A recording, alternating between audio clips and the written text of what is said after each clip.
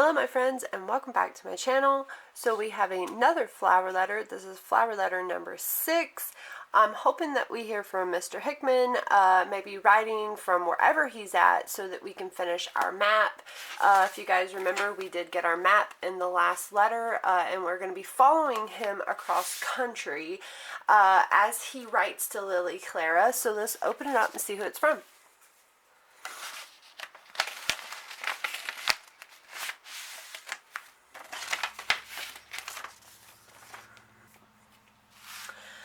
It looks like we are starting off with a business card. I'm going to try to get a close-up so you guys can read it or pause it if you want to read everything that's on it.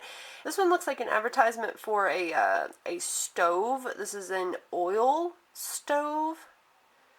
It boils, it bakes with the same heat.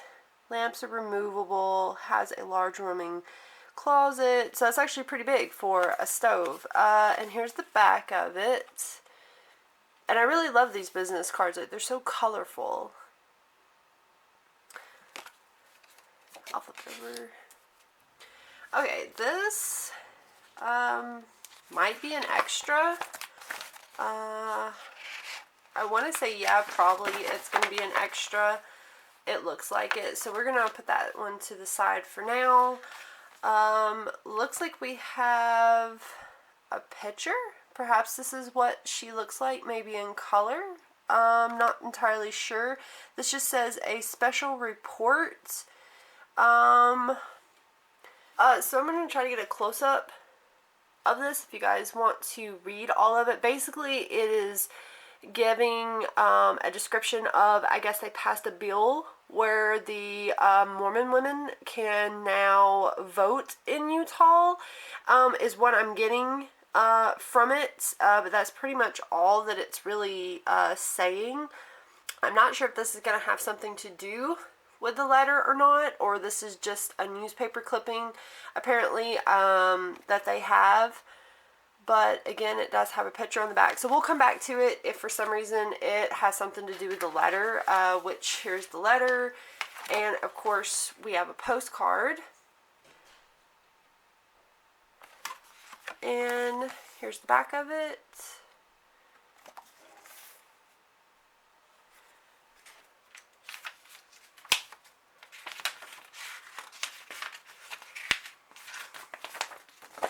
Okay guys, it looks like we got about a 3-page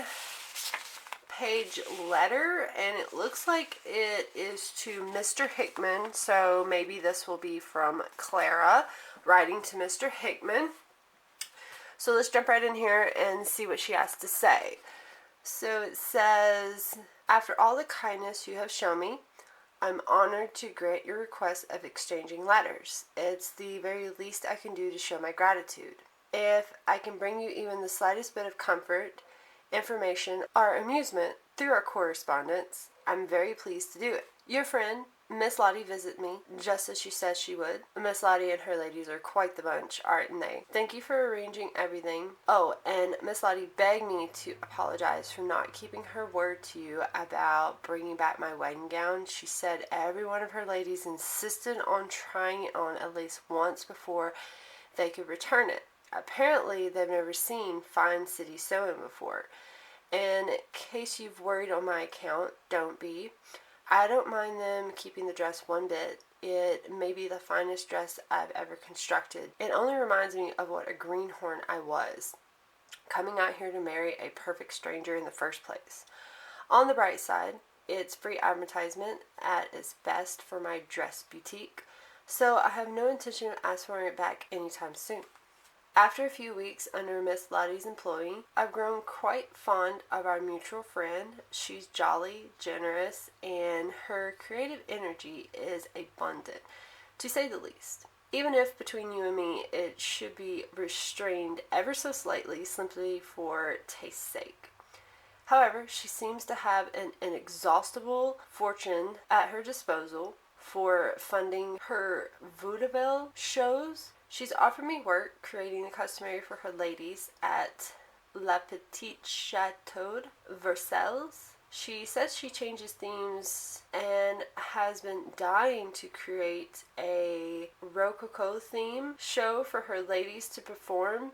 Since I'm the first dressmaker capable of doing her grand vision justice, she's ready to spare no expense to see it done.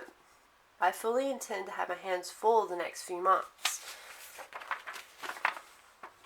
fitting up each girl in her very own Rococo-inspired can-can dress. Have you ever seen one of Lottie's shows, Mr. Hickman? I hear they are extravagant, but not too terribly vulgar. Even the respectable people of Frisco attend them. I've seen her posters all over town and in the town crier, and I think as vaudeville shows go, hers are quite harmless.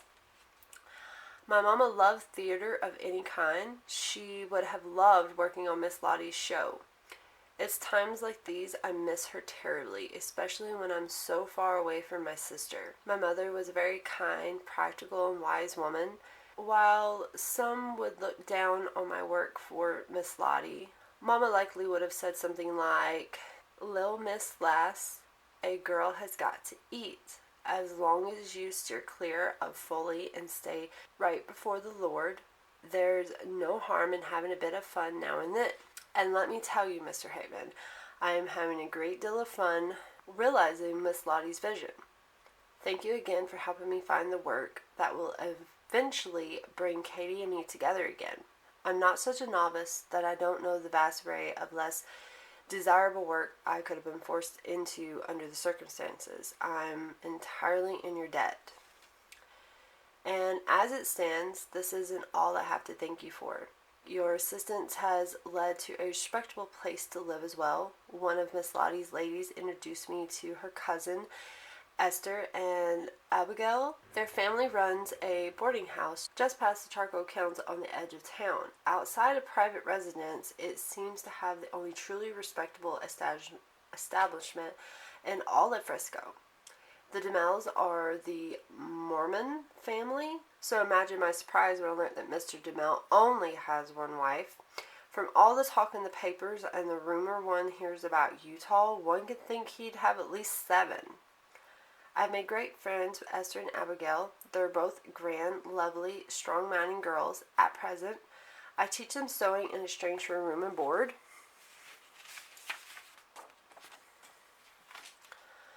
Their father is keen on them being as independent as possible and is especially anxious they are always able to provide for themselves and their families should the need arise. I like that about him.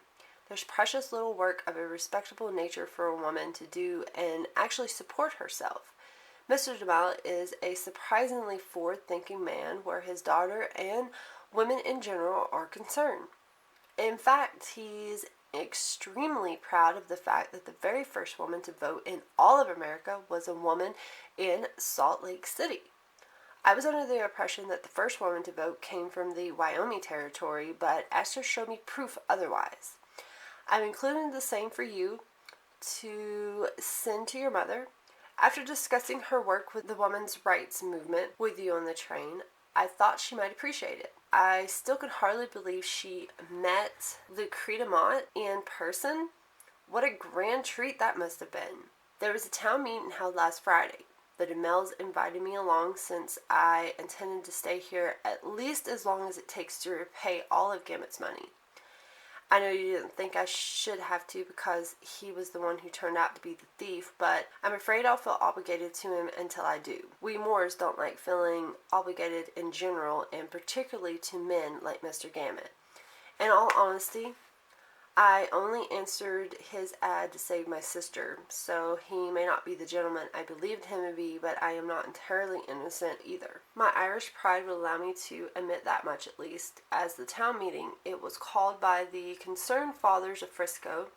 Their complaint was about the various corpses one finds strewn through the streets each morning after the gambling, drinking, and pistol whipping are over. It's shocking, you know. The tales of the Wild West may have always thrilled me, but I've only been here a few weeks and already I've encountered more than half a dozen poor, expired souls on my way to Miss Lottie's are to church. By the end of the meeting, any who could afford it had donated money to hire a man and a wagon to go around town and clean up the dead before the children set out for school each morning.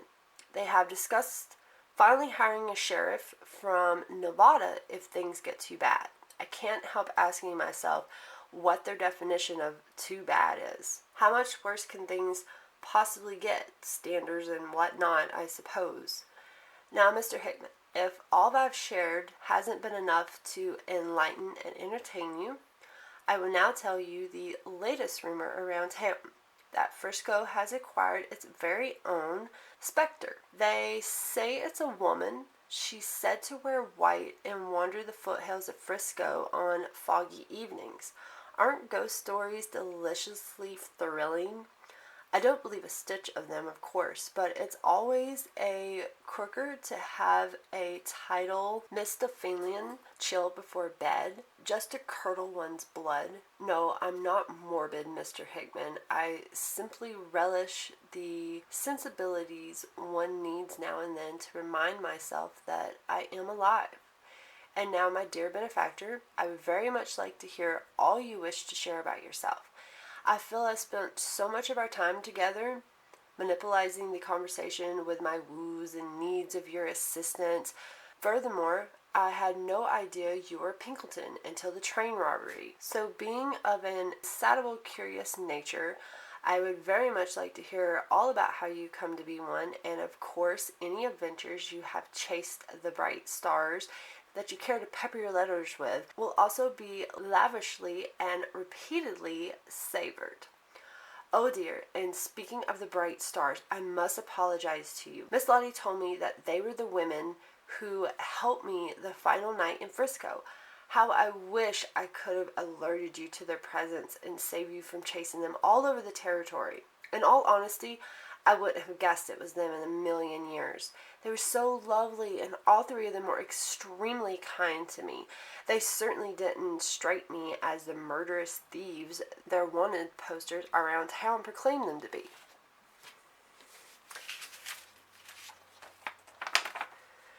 Then again, I was fooled by Mr. Gammon as well, so I suppose I'm not an entirely credible judge of character. In the meantime, I do hope you're taking great care wherever you are. I was delighted by your gift of the map. I will take a considerable amount of pleasure keeping track of your travels by it. Until your next letter, I remain gratefully yours, Miss Lily Clara Moore. And then, of course, here we have this beautiful picture here. I always love how they stamp the last letter with this. It just makes it look so pretty. But right here in the red, it says to learn more about the vaudeville, and I hope I'm saying that right, guys, shows Utah's first pioneer settlers, the first woman voter in the United States, and women's suffrage, as well as the other words and phrases highlighted in this letter. Please visit our learn page at theflowerletters.com. So, okay, guys, so that was Lily Clara writing to Mr. Hickman. I'm really glad that they're kind of hitting it off as friends, kind of first. I really think that's kind of cute, and like she mentions about the map, I do have the map here. I haven't done it yet. I was waiting until we got our next one, and I was just going to kind of do them together and then show you guys. So I kind of got it set to the side. But I do think it's a cute little relationship. I really hope that it takes a really good turn in this letter, but I can't wait to hear all about his travels. I am going to hold this up for you guys so maybe you can read it again, because I know it talked about the mornings in it, and I know it's a little kind of hard to read, just the way it is, because it's just made to look kind of old-fashioned.